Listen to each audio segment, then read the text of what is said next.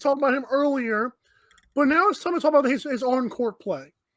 Because Chris Paul scored 5 points, 5 boards, and 7 assists, but he fouled out, which is why he only had 5 points. Now, the Suns are now tied 2-2 with the Mavericks, so the series starts over. It's now a best of 3. You can argue the Mavericks have kind of figured them out. Now, what makes me wonder, I know I harped on the home cooking of these refs so far, but make no mistake about it. The Mavericks defense was the reason why they were down 2-0.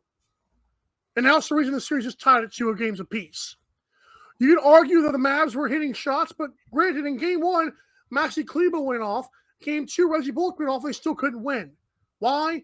Their defense was allowing like 120 points in both games.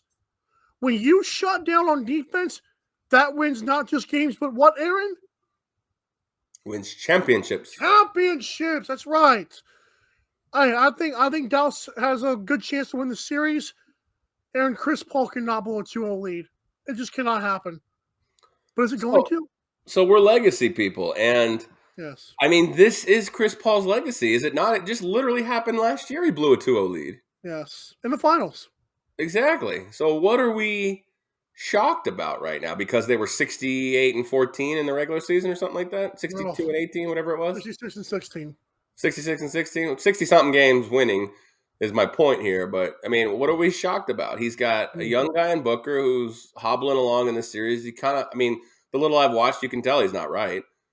And, like, again, they're not a head and shoulders number 1 seed. Just the same as the Heat. Look, I know that probably doesn't, feel good to hear that as a Heat fan, but these 2 number 1 seeds aren't, the greatest teams of modern era, So it's fair game in these playoffs. So for me, not that I expected this to be 2-2. I mean, but it can't be a complete shock that we have a Chris Paul led team that's not, that's not running away with this. Like last year, yeah, it was great, Suns in 4, and you talked about it too. I mean, I'm surprised really where you're at with this because you talked about how the Suns got all the breaks in the Western Conference playoffs last year, and now you're shocked that they're not getting the breaks or they're not performing as admirably as you thought they would.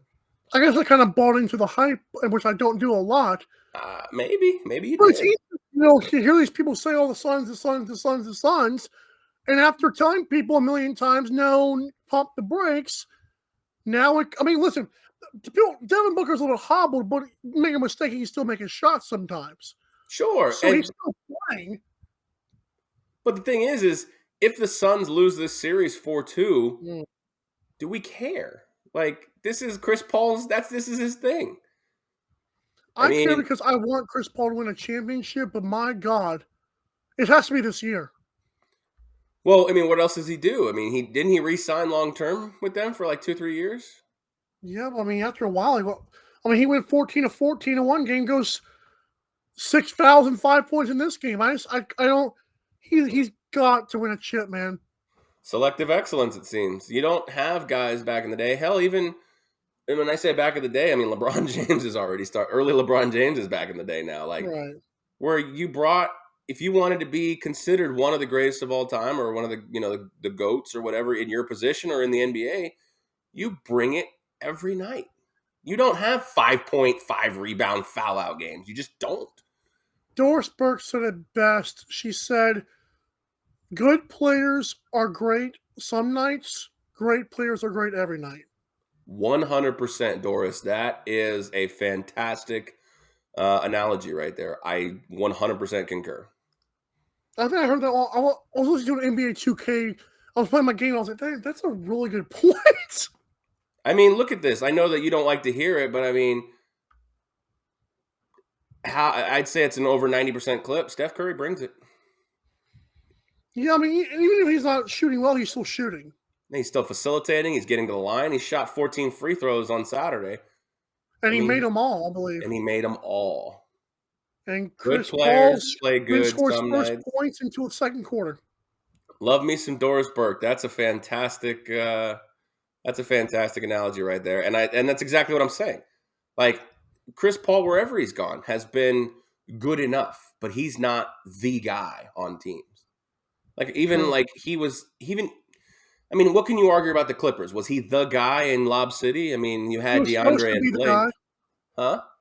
He was supposed to. I mean, he had Blake Griffin, but everybody knew Blake Griffin wasn't the guy. It was Chris No, but Paul. together they could have been something magical, but they weren't. They don't have that it factor. I've Agreed. never really been a huge Chris Paul guy, and not personally. Just he's just never been really. He facilitates a lot, but he one can't stay healthy, and two, a lot of times it's just not in it. It's not in the cards for him. It just seems like he's the Dan Marino of point guards, I guess. I wouldn't even say that, and that's the. I don't want to take too much time, more time on this, but I just feel like Chris Paul is all you. He sells. I just don't. Something about his game is just not that level. That I feel like John Morant is better than Chris Paul already. That might be true, likely, but right now, John Not long Morant term. doesn't have the pedigree, and John Morant, I don't know. Let's talk about that series because this